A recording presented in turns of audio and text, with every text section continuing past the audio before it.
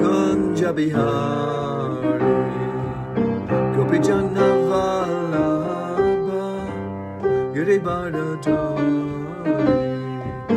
Gopijana Vallabha Giribharadhari Yashodanandana Braja Jana Ranjana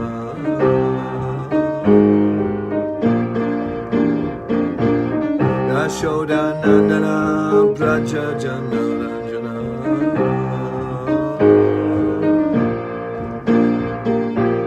Jamuna Tira Vanachari Jamuna Tira Vanachari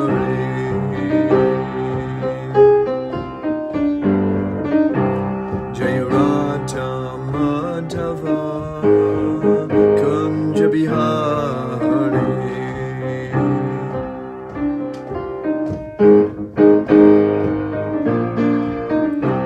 Jayarata Madhava Kunja Bihari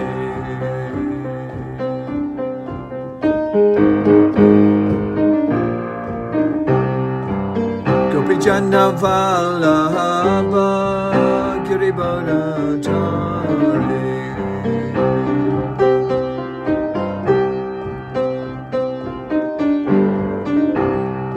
Gopijana Vallabha Giribharadhari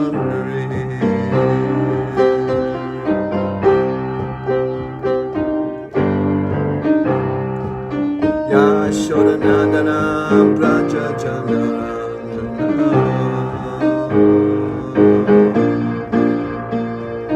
Yashodanandana Braja Jana Ranjana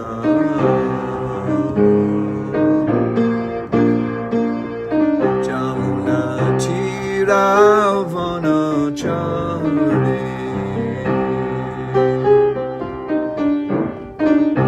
Jamuna Tira Vanachari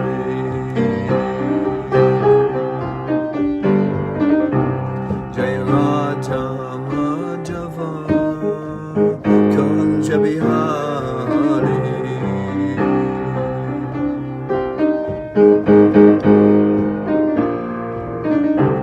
Jayarata Madhava Kunja Bihari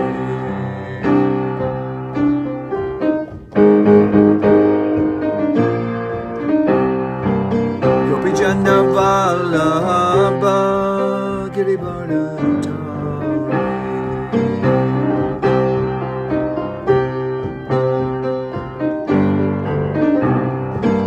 Gopijana Vallabha Giribharadhari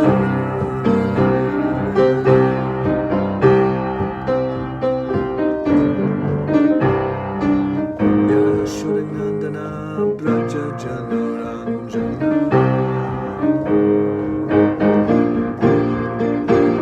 Yashodanandana Braja Jana Ranjana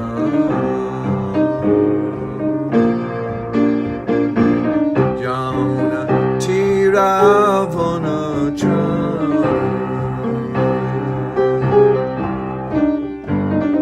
Yamuna Tira Vanachari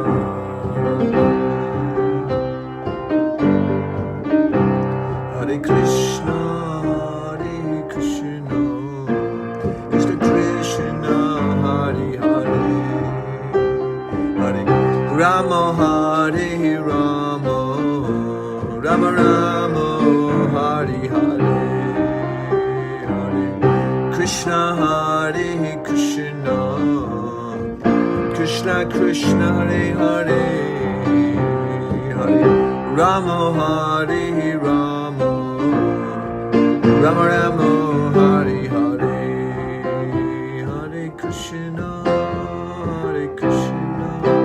Krishna Krishna Hare Hare Hare Rama Hare Rama Rama Rama Hare Hare Hare Krishna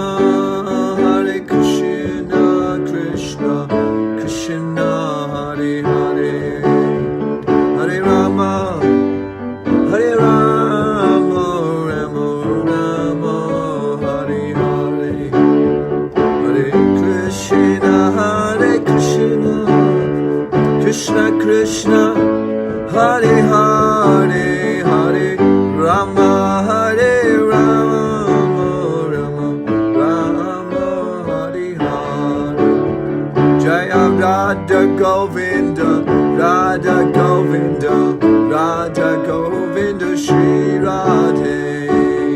Radha Govinda, Radha Govinda, Radha Govinda, Shri Radhe. Jaya Nita Sachinandana Gaura Hare, Nita Sachinandana Gaura Hare. Jaya Panchatattva Jaya, Panchatattva Jaya, Panchatattva Jaya, Panchatattva Jaya, Prabhupada Jaya, Prabhupada Jaya, Prabhupada Jaya, Prabhupada.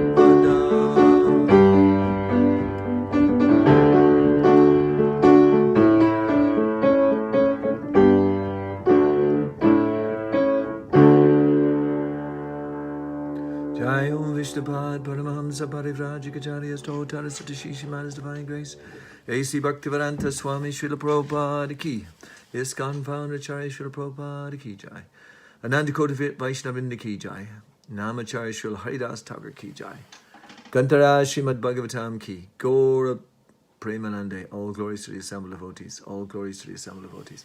All glories to the assembled devotees. All glories to Shri Shri Guru and Gauranga. Hare Krishna. A little bit of water.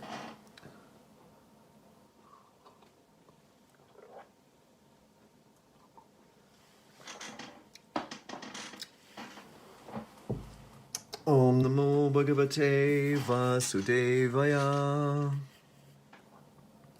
Om Namo Bhagavate Vasudevaya. Om Namo Bhagavate Vasudevaya. So we're reading today from the first canto, chapter 11, text number 25. And it's entitled Lord Krishna's Entrance into Dwarka.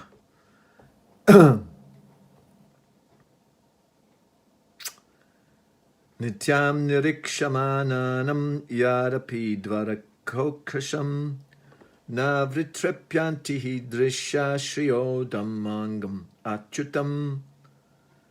Nityam nirikshamananam yad api dvarakakasham navitripyanti drisha shriyodamangam achyutam.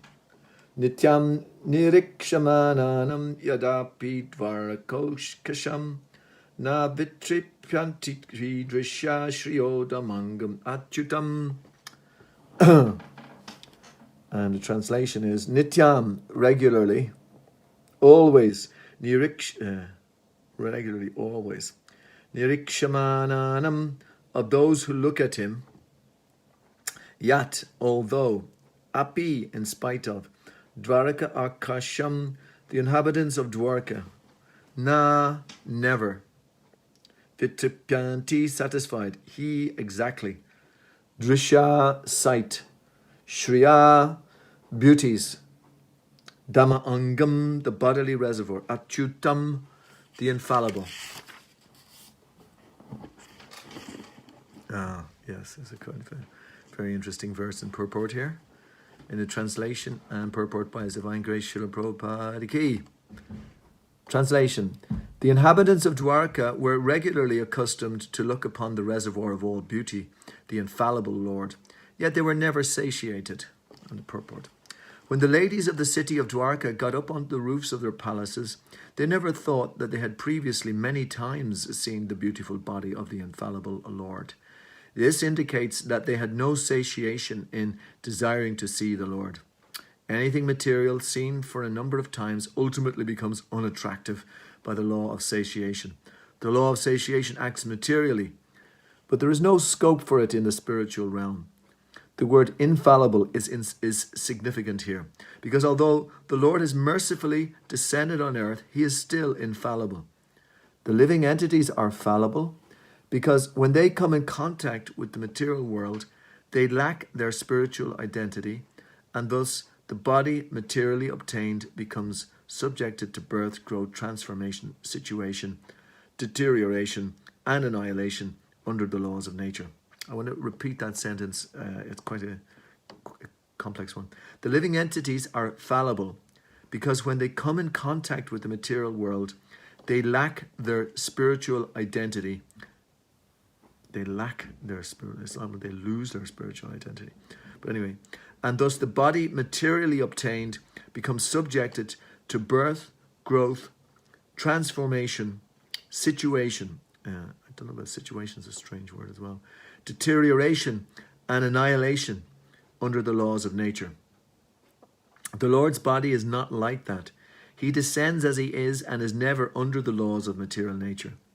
His body is the source of everything that be, the reservoir of all beauties beyond our experience. No one, therefore, is satiated by seeing the transcendental body of the Lord because there are always manifestations of newer and newer beauties. The transcendental name, form, qualities, entourage, etc. are all spiritual manifestations, and there is no satiation in chanting the holy name of the Lord. And there is no satiation in chanting the holy name of the Lord. There is no satiation in discussing the qualities of the Lord. And there is no limitation of the entourage of the Lord. He is the source of all and is limitless. Amagina Timirandasya Jana Jana Shalakaya Chaksharan Militam Yenama Tasmai Shri Gurve Namaha Shri Chaitanya Mano Bishtam Stapitam Yena Bhutale Swayam Rupagadam Ayam Dadati Svara Padantikam Vanchakalpatrubhyas Cha Kripasindueva Cha Patitanam Pabanevyo Vaishnavevyo Namo Namaha. Hare Krishna. Welcome to this morning's Srimad-Bhagavatam class on behalf of Govindadwipa Dam and also Shishi Pancha Tattva Dam in Dublin. The basic texts here are pointing to the eternality of the spiritual world, although it does refer to the temporality of the material world as well. But basically, the idea that's been brought about here is that Srila Prabhupada in the purport and in the text is explaining is that in the spiritual world it is eternal. But not only eternal, it is blissful. And not only blissful and eternal, but blissful, eternal, and full of knowledge. Sakchid and eternal. Sakchid Ananda Vigraha. And it has form as well. So these are different qualities of the spiritual realm. And Prabhupada is trying to explain this in context of the devotees who are welcoming Krishna back as he's come back to Dwarka after being away for quite a long time. I'm not sure if it's 3 months or 6 months, but it was during the Battle of Kurukshetra, and then when he stayed on in with the devotees with Maharaj Yudhishthira in Hastinapur. But now he wants to come back, and now he's actually returned, and then he's meeting all the people. And of course it's an extraordinary situation because everybody wants to get to see Krishna, and including all the different classes. And Krishna shakes hands with some, he hugs some, he smiles on some, he relates with everybody in a very personal way, according to the situation in which they are in their material body. And behind it, Prabhupada is explaining that that's because Krishna is relating with everybody spiritually as well. But according to the custom, he's relating with all the different people. There is a lot of different references to the different customs that were there at that time. I can see that that what's being presented is in the ideal situation of the Varna and Ashram. And also that's the Varna and the Ashram, the Daivi Varnashram, actually, we should say, because it is different than just a simple division of people into different Varnas and different ashrams, but it is the divine kind of aspect of that. So it's very powerful. We get a good insight into the way the society was run. In the last purport, yesterday's purport, it talks about the ladies, all the ladies from the respectable families that went on the roofs of the palaces just to have a look at the Lord. They consider this to be the greatest festival. And there was an amazing purport about the deities in the temples, how Krishna is appearing even now in his embassies around the world, and how important it is for us to access and to come in contact with Krishna in these deity forms. It is very important for our spiritual life, so that we can form a personal relationship with God. If we look at the moment at the calendars coming from Radhadesh, there is pictures of all the deities around Europe. This month is Radha Madha Mohan from Abuntur in Germany, and last month it was Radha Lundanishwar, and of course in November it will be our own Radha Govinda will be the main picture. But we can have a relationship with all these deities, but it's also nice to see these other deities that we may not have a primary relationship with, but we can understand that there are so many devotees in around those temples who have a very powerful relationship with those particular deities. And with our Radha Govinda, Prabhupada wanted us to develop a relationship with deities, so that he wanted it, and then when we actually start to establish that relationship ourselves, we see the importance of it. And one good point, which from last week's class, when Malati Priya mentioned that the importance of prayer and of speaking to Krishna. In other words, that there is a relationship there. Prabhupada also very much mentioned that we should do that with the deities. Obviously, you don't do it in front of everybody. Start talking as if it's your buddy. It's a private thing that you do yourself. But it will increase your bhakti by acting in that way, and by speaking in that way, and by talking to Krishna. So there's many ways that we can talk to Krishna. Obviously, through our chanting, through hearing, but the deity worship, which was being explained here, and another part of the so this was part. Prabhupada just introduced that in the purport, but in the very there was a very interesting part in the last purport where Prabhupada spoke about, should I say, the custom at the time where respectable. It appears in this verse that the inhabitants of Dwarka were all owners of big palaces. This indicates the prosperity of the city. The ladies got up on the roofs just to have a look at the procession and the Lord. The ladies did not mix with the crowd on the street, and their respectability was perfectly observed. So, and we understand that the prostitutes, they were also on the street as well as all the other varnas and people who are just there to cheer Krishna on, and they all had their own personal relationship with Krishna, and Krishna was glancing at everybody favourably. Prabhupada then talked about there was no artificial equality with the man. Female respectability is preserved more elegantly by keeping the woman separate from the man. And just very, very amazingly put. I mean, it's like, you often hear this phrase, comparing apples and oranges. You can't really, because they're totally different. So in the same way, Prabhupada talks about men and women in that way too. And this is the way this society was run. It is not that the orange is any better than the apple, or the apple is any better than the orange. They just have different functionality, shall we say. That's maybe a crude way of putting it, but they have different aspects, different qualities, different characteristics. And Prabhupada is glorifying the female respectability.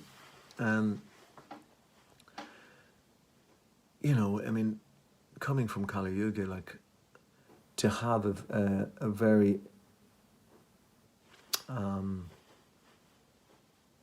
clear understanding of the custom in the material world, the Vedic custom as such, of the two genders is quite difficult, to say the least, because not only is there two genders these days, but there's, I don't know, somebody said some amazing number. I'm not sure. I never really investigated it. I'm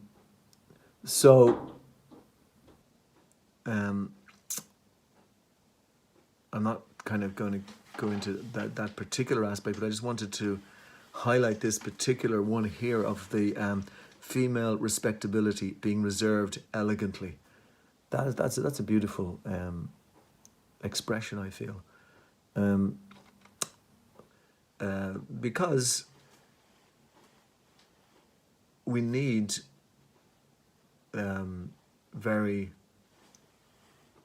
wonderful examples of males and females as such, and at that time we had these great female leaders in society like Draupadi and Queen Kunti and Devahuti, and these were great leaders in society. Like Kunti had five children who were all great friends of Krishna. Draupadi, of course, married them. Devahuti was the mother of Lord Kapila. And we can understand that if the ideal arrangement in human society is that the male and the female are both acting out their roles. They're both the same, they're not different, but they're acting out the roles differently for the highest benefit of society, and not for their own personal highest benefit, but for the highest benefit of society. Now you can run into trouble there to some degree, or this will be the argument. Yeah, but what about yourself, But the highest expression of self can be found in satisfied females, satisfied males, and ultimately happy people. And the you could say the decorum, or it's more like a quality in which the society is best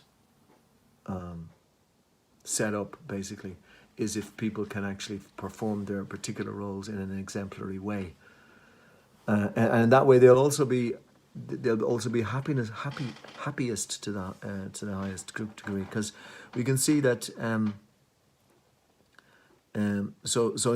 we can see that the ladies were absolutely, completely thrilled, basically, to see Krishna in this way, and Krishna obviously would look up at the ladies and so on. It is a very intimate exchange would be going on there.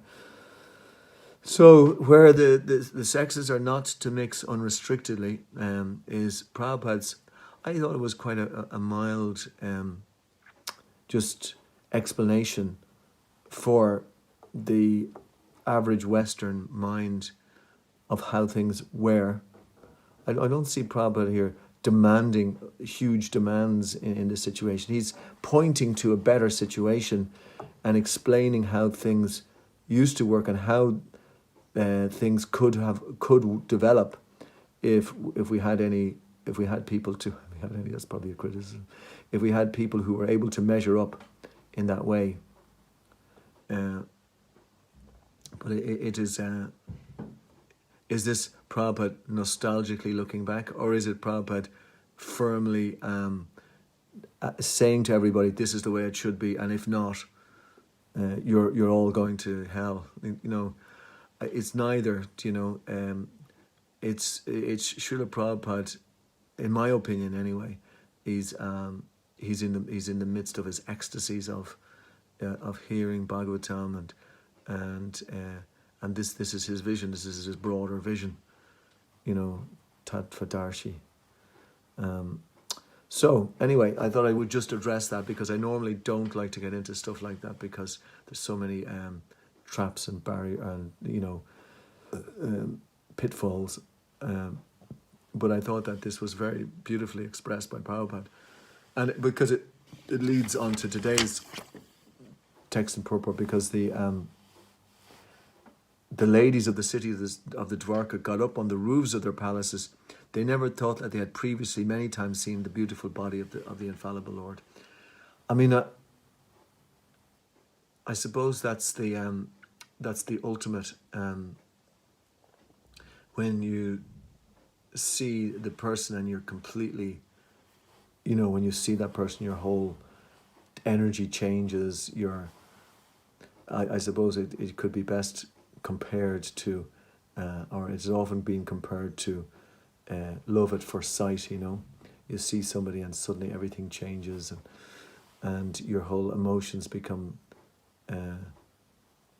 completely elevated, and you can't get enough, you can't see enough of the other person. You're just looking into their eyes, looking into their faces, and you're just completely absorbed in this beautiful person in front of you.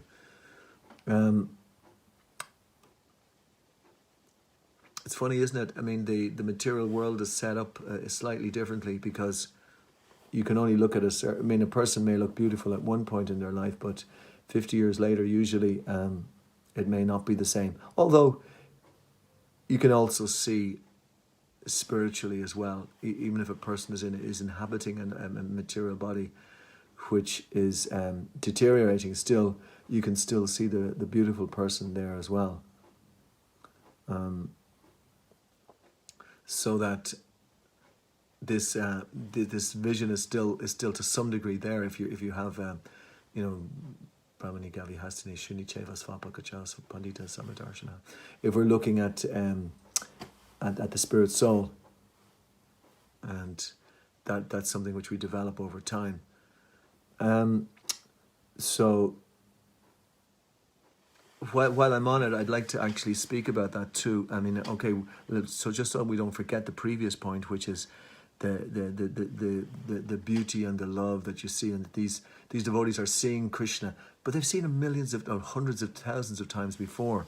But when they see Krishna again, they get completely bowled over, and they're just they just cannot wait to see Krishna again. That's the way they are. That's the nature of this eternal love, love supreme, the eternal love that's there, and that's what we're trying to develop. And this is, I want to get back to the chanting, how this chanting is like that, because the different stages of chanting. There's the offensive stage, there's the clearing stage, and then there's the pure stage, the offense-less stage. But we're hoping to have somehow or other got into the clearing stage from the offensive stage. The 10 offenses, right? We say it every morning. So we're trying to stop those offenses happening. And even if a devotee does do that and is in the clearing stage, still he's still having to deal with his karma, which is going on as well. But this is when we're making the attempt to clear away the anarthas. I just have the Bhagavad Gita here in front of me, but lust, anger, and greed, these are the 3 gates leading to hell. So, one that I try to study as much as I can, I try to deal with in myself, is the one of anger. Anger is constantly lurks its ugly head, rears its ugly head. And generally we're angry at this, angry at that, because we've been frustrated, because everything didn't go our way. But still, Krishna in Bhagavad Gita really talks about happiness and distress, fame or infamy, honor or dishonor. So the person is not bewildered by any of these different extremities or polarities, and because they're coming all the time, they're constantly coming. And sometimes it's even amazing to see them coming. Somebody said that they like to see, how would you say, giving personal examples. I had a wonderful example yesterday. In the restaurant, I'm trying to juggle a bit at the moment. There's a few things I'm trying to do, because we can't afford actually to pay wages in the restaurant. We're all doing voluntary work, so just doing voluntary service for our wonderful society, and so I'm up, but I also have a business as well, which is, although it is in suspension to some degree as well, and a very crucial time in the restaurant is just about 12 o'clock when we open, because we have to have all the food up there, up from downstairs, upstairs, all nicely displayed, ready to go 12 o'clock for the first customer to run in the door.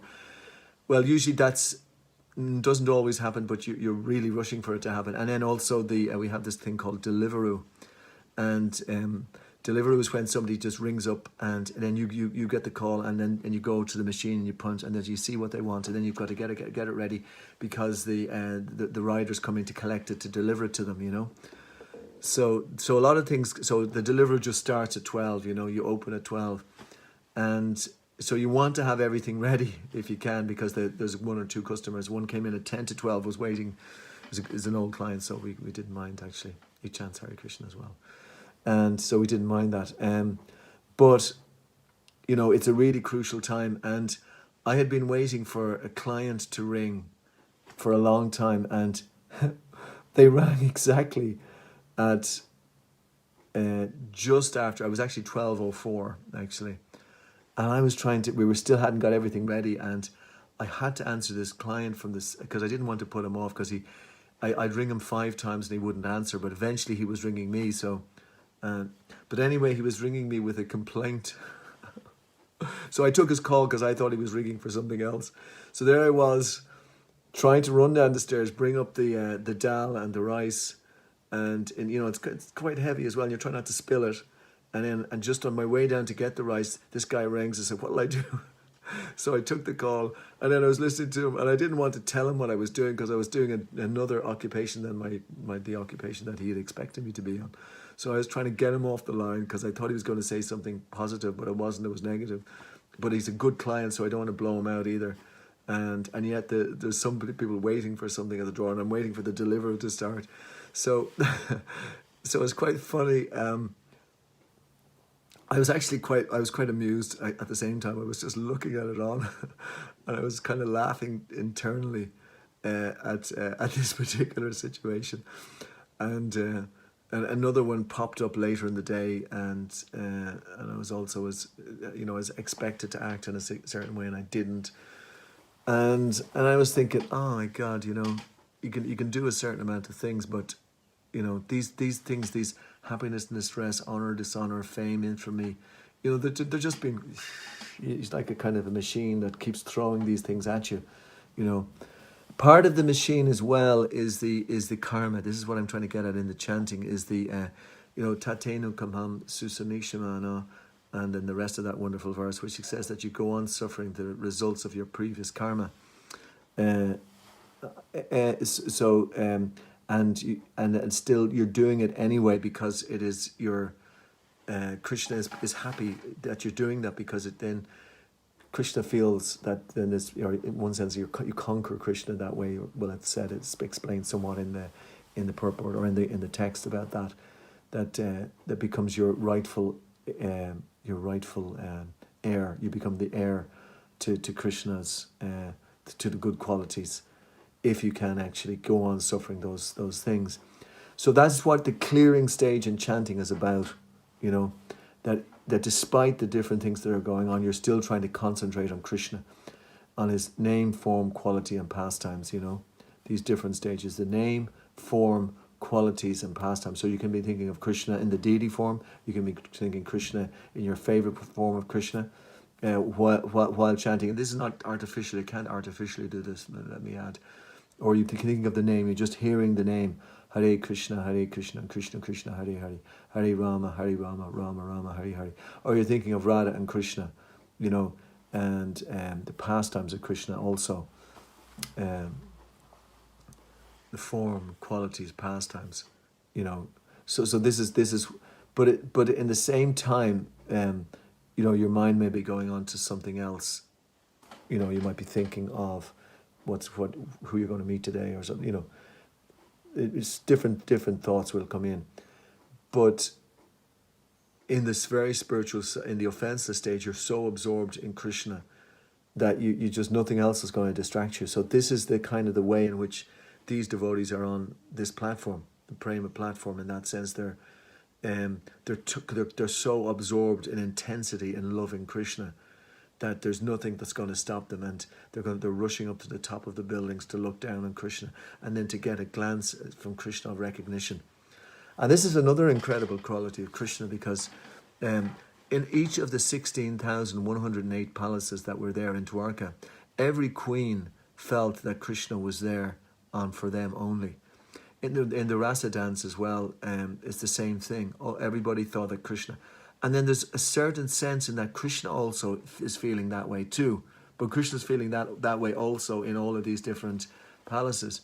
And we know that when Narada came to the palaces, it was as though Krishna just met Narada for the first time. Oh, Narada, how are you? You know. So in the same way, Krishna is also feeling that, but is also simultaneously in all the different places. So this just gives us some kind of small indication of the potency of Krishna and the power of Krishna. So we should never, ever, ever do anything which stops us from being absorbed in Krishna.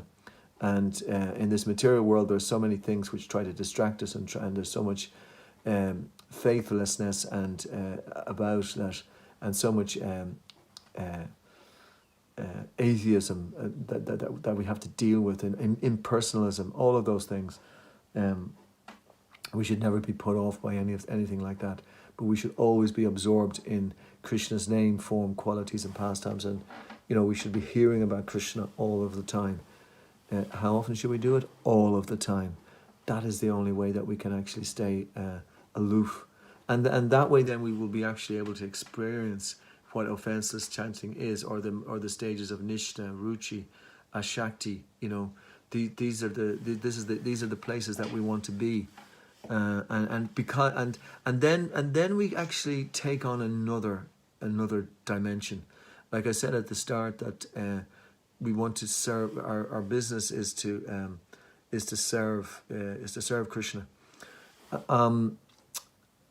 and it's like it's not that we lose our identity. It's because we get our identity, we can serve Krishna. We can only serve Krishna with our identity. It's not that we have to do it, because we don't have to do anything. We don't have to put on any show. We don't have to try to present ourselves as better than we are. We don't have to be an ideal this and ideal that, ostensibly. We just really ultimately have to be ourselves, and that means that we get onto our personal relationship with Krishna, and ultimately in the prema stage. But while we're here in this world, we have to actually really try to go from an arta nivritti. We have to associate with devotees.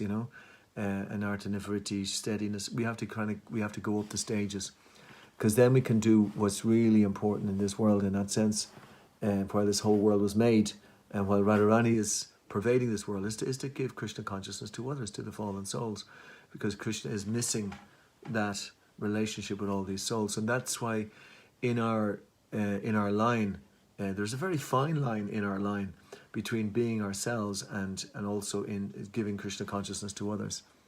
Vaisheshika Prabhu puts that in a very interesting way. He says, the first person to preach you to is yourself, because if you preach to yourself, then you'll be able to preach to others in that sense, because you will have taken your own advice, shall we say. But we often find that when preaching to others, we're also simultaneously preaching to ourselves. So Krishna has set things up that way. And Prabhupada was such an exponent of that. The things that Prabhupada did to preach. And when you're preaching, that means you're preaching in the material world. Therefore, you have to come in contact with the material world. And therefore, you have to do things in relationship with the material world. Because your goal here is to transform the material world into what it is, which is the spiritual world. So your relationship with matter is a very important part of this world, Prapanchikataya buddha harisambana vastanatma mamoksha viparityago vairagyam falgu katite. In other words, that it's incomplete renunciation if you're rejecting things in the material world which have a relationship with Krishna. That's very clearly put by Prabhupada. It's probably one of his Mahavakya instructions. It's his Mahavakya life anyway. Because he mixed with the hippies, he went on aeroplanes, he was a part of Rajika Acharya, a jet age Swami, he did all of these things. His guru was the same, they completely used everything in Krishna's service. So sometimes we have to become expert at doing it. It's not as if we can just wallow in it and so on, but it's not that we can avoid it either, because I often notice that in, like the other day I was trying to get a best deal for the gas in Dublin, and at the moment we're trying to get the good deal for the water in Innisrath. I mean, it is quite, you could say it's quite mundane. It's not, we're not talking about Krishna and Radha, but at the same time, if we can do it in the right spirit, then we actually, it's the same. That's what I'm told anyway. That's what I'm getting from Krishna. That's what I'm getting from Prabhupada. But at the same time, I can't neglect hearing about Krishna's pastimes. Otherwise, then I won't be able to do those things in the proper consciousness. Now, everybody's got their own seva and their own service. Somebody might be better at teaching, somebody might be better at doing books, somebody better at building, somebody might be better at giving talks and mixing with government officials. But Prabhupada did all of this, and he set up the society across the whole world, basically, to do so many of these things. And so therefore, it is incumbent upon us to be Krishna conscious, so that we can act in the world as Prabhupada's representatives. And with that in mind, I wanted to refer to a very interesting part in the Bhagavatam. It is to do with Maharaj Katvanga, who had he had fought for the demigods, and he'd been so amazing for them that they gave him this boon, and they were asked him what boon did he want. He said he wanted to know when he's going to die. It wasn't a material. He's like, here's the demigods asking him, what do you want? You can have millions of celestial beauties. You can have so many palaces. We can give you so much, basically. But what did he want to know? He wanted to know when he's going to die, so that he can concentrate, he can focus on Krishna. What a boon, what a request. But we have to get into that kind of mood. That's why these Bhagavatam stories are there. These Bhagavatam his stories are there, so that we can actually learn how to act in that way. But here's a very interesting section. Just going to get it now. It's actually over a series of a few verses and purports, and I'm just going to use up the last few minutes just to speak about it, because I was so affected by it. It's page 300. It's 9.9. If you want to check it out afterwards, 9.9, chapter 9. Text Canto 9, chapter 9, and it's text 44 to 47. And Katvanga is talking about himself. So if you can, I'm going to read some of the purport as well. I'll be as brief as I can, but there's some just so important messages coming here. Katvanga says, I was never attracted, even in my childhood, by insignificant things or irreligious principles. I did not find anything more substantial than the Supreme Personality of Godhead. So that's why he wants to think of Krishna at the end. And Prabhupada in purport says, Maharaj Katvanga provides a typical example of a Krishna-conscious person. A Krishna-conscious person does not see anything to be important but the Supreme Personality of Godhead, nor does he accept anything within this material world as unconnected to the Supreme Lord. This is the point that I'm trying to get at here. He does not see anything within the material world as being unconnected to the Supreme Lord. And then Prabhupada quotes the Chaitanya Charitamrita. Stavara Jangama Deki Na Deki Taramurti Sarvatrahaya Nija Ishta Deva Spurti.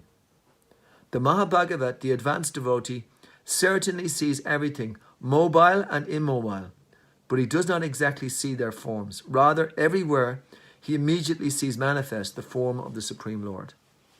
Baba gave the example of the devotee, when a child, if they see the glove of the child or the toy bicycle of the child, they immediately think of the child, So they look on the child and they see some object in the child and they think of the child. So this kind of view is there. He accepts although a devotee is within the material world, He has no connection with it. Right? And there's the bottom. He's no connection with it. He's in the material world. He's in the material body, but he's no connection there, because that's what consciousness is not matter. The Tatastha Shakti, the marginal potency is not matter. We're not matter. We're consciousness. We're soul. So he has no connection with it. And then Prabhupada goes on to say, Nirbandha Krishna Sambandhe. He accepts the material world in relationship with the Supreme Personality of Godhead. And then a very clear message. A devotee may be engaged in earning money, but he uses that money for propagating the Krishna consciousness movement by constructing large temples and establishing worship of the Supreme Personality of Godhead. So we can see that in relationship to what Prabhupada talked about, the temples and setting temples up in yesterday's verse, so that people can relate with Krishna. So when we're doing that activity, if we're setting up a new deity storage area, if we're setting up a new cottages, a new guest house, new guest rooms, this is all spiritual activity. It's not material activity. We're not doing it for ourselves. We're not going to live in the deity storage area. We're not going to live in the guest room that we might maybe one night or 2 nights or something. But it's so people can connect with Krishna. So this is spiritual activity. Katvanga Maharaj was therefore not a materialist. A materialist is always attached to wife, children, home, property, and many other things for sense gratification. But as stated above, Katvanga Maharaj was not attached to such things, nor could he think of everything existing without the purpose of the Supreme Lord. So what was Bhakti Charu Maharaj saying the other day in that very small section that Meghna and Alkesh put on our WhatsApp group? He was saying, just think of Krishna. He said it in such a forceful but very gentle way that, and Prabhupada says it here, not attached to wife, children, home, property, and many other things for sense gratification, but as stated above, was not attached to such things, nor could he think of anything without the purpose of the Supreme Lord. So Bhakti Charu Maharaj was saying, just think of Krishna. And this is what Katvanga Maharaj was doing at the point of death. He was thinking of Krishna. Forget about all the other things. Just think of your relationship with Krishna. So we have to take that time out ourselves. And then, Ishavasha Midam Sarvam. Everything is related to the Supreme Lord. Of course, this consciousness is not for the ordinary person. But if one takes to the path of devotional service as prescribed in a nectar devotion, he can be trained in this consciousness and attain perfect understanding.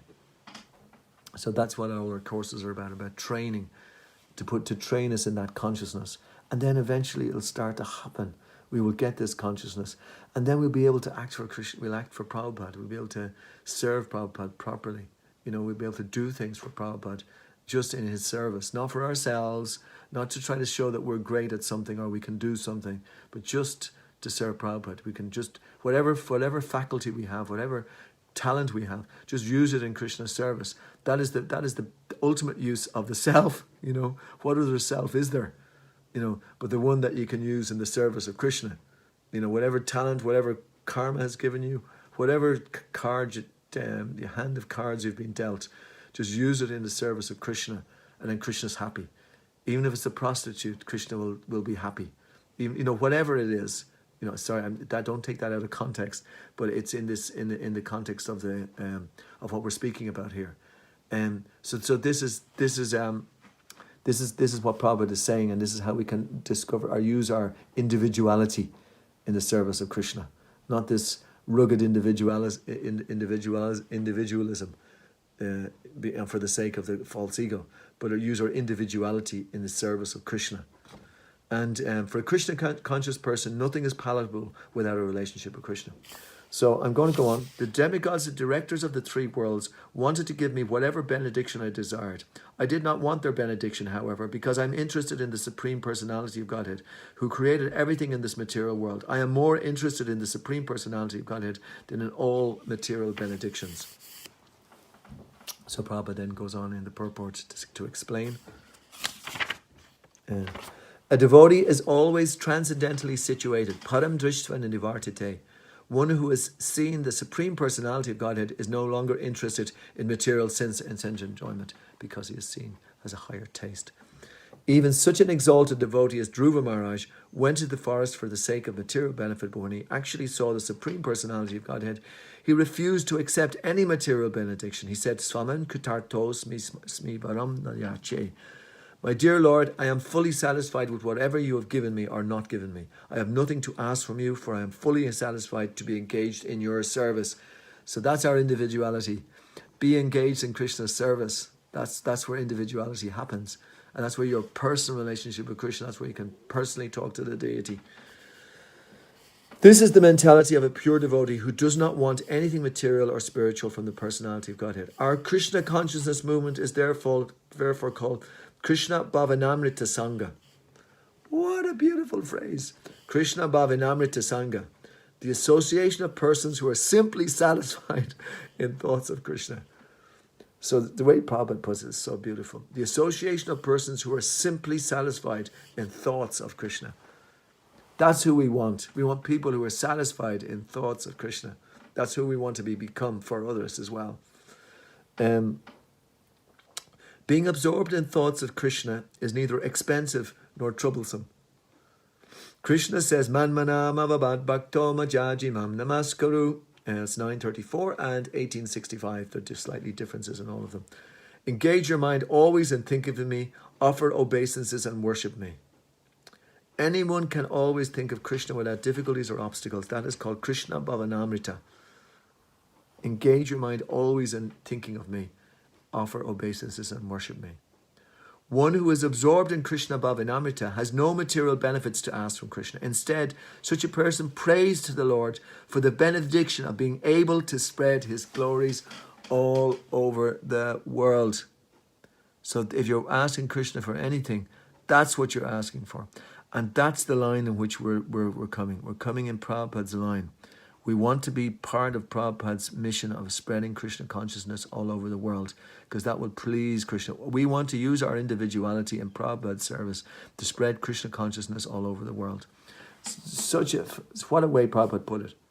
In Krishna, one who is absorbed in Krishna Bhavanamrita has no material benefits to ask from Krishna. Instead, such a person prays to the Lord for the benediction of being able to spread his glories all over the world. It's a benediction.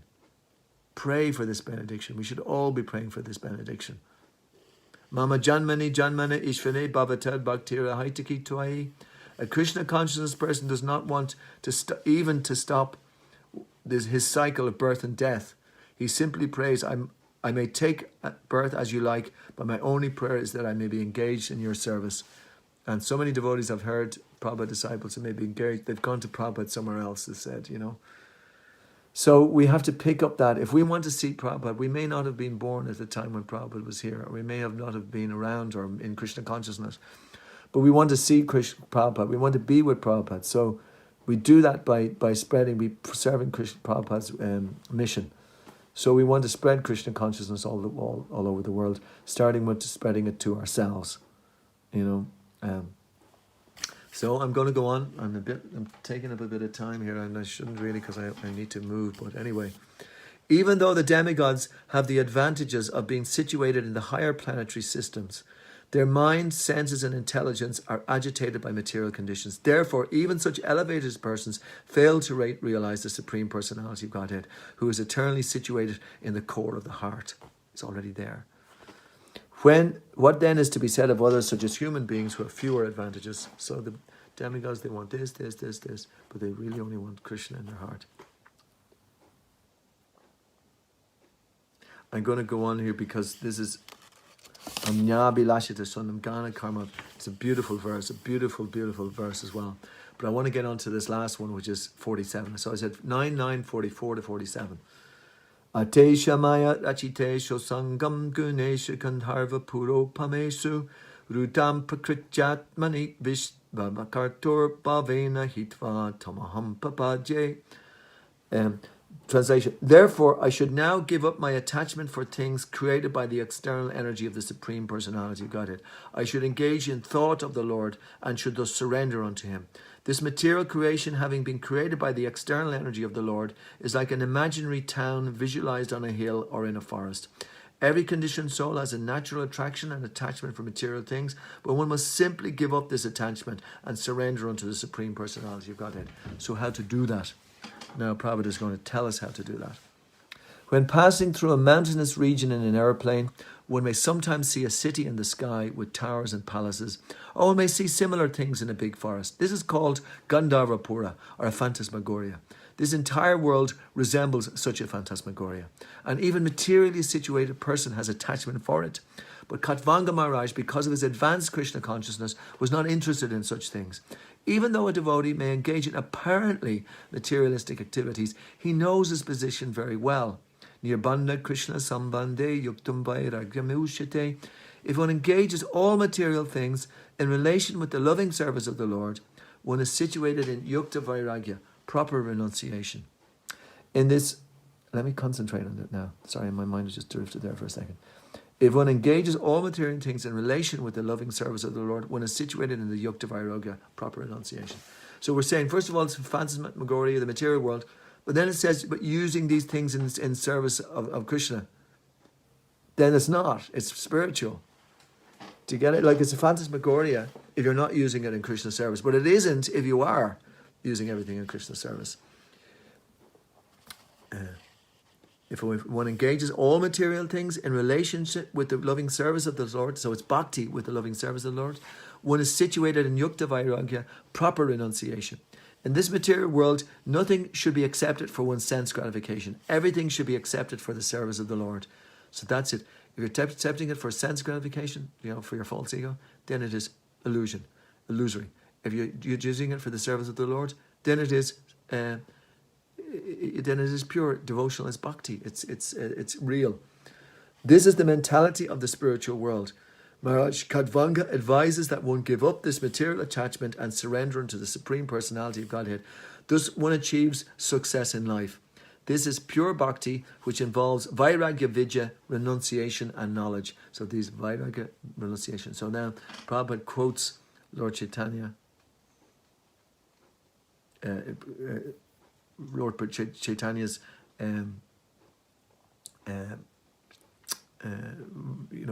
description of Lord Chaitanya. It's from the Chaitanya Chandradoya Natika 674. Vairagya Vidya Nija Bhakti Yoga Shikshartha Mekha Purusha Purana Shri Krishna Chaitanya Sharira Dari Kripambudir Yas Tamaham Papaje. Let me surrender unto the personality of Godhead, who has appeared now as Lord Sri Chaitanya Mahaprabhu. He is a notion of all mercy and has come down to teach us material detachment, learning and devotional service to himself. So material detachment, learning and devotional service to himself. So now let's see what is probably the last thing he says. Sri Krishna Chaitanya Mahaprabhu inaugurated this movement of Vairagya Vidya, by which one detaches himself from material existence and engages in loving devotional service. The Krishna consciousness movement of devotional service is the only process by which to counteract our false prestige in this material world. So, that's the end of that little section. So I hope you enjoyed it. If anybody was there hearing, it is a beautiful section 99, 44 to 47. It is based on the commentary or on the verse today 1:11:25, and the pure devotional service of the inhabitants of Dwarka. And it's a greeting Krishna when he's reappearing, and it's mainly using things that are in this world. We can't renounce them, but we can use them in service of Krishna, seeing everything as Krishna conscious, and in that way we can help. We can get the glory of trying to spread Krishna consciousness all over the world. So I'll just leave with that beautiful description of Prabhupada again, which is in the verse.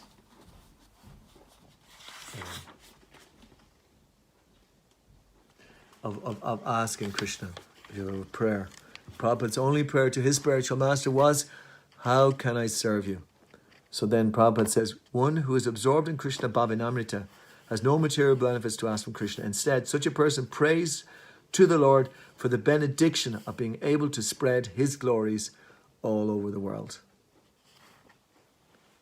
Srimad-Bhagavatam ki. Hare Krishna, Krishna Krishna, Hare Hare, Hare Rama, Rama Rama, Hare Hare. Shri Prabhupada